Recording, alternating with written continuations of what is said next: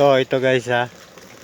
Madalis sa kuhin yan. So mga idol, ito na yung ginagawa nilang uling. Oh. Nalagyan ko yan, pinag-ulihan ko ng pipino bayaw. Tatlong huli lang ganyan, no? Bakon. Ang hirap. Mga ilang araw yan lo bago nyo matapos.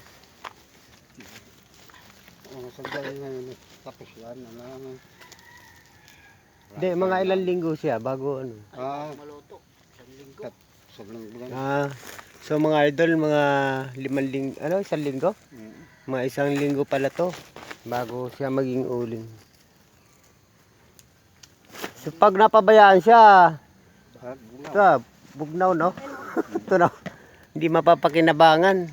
Naabo, mabutas. Ito yung trabaho nila. Oh. May isang binatilyo, katulong nila.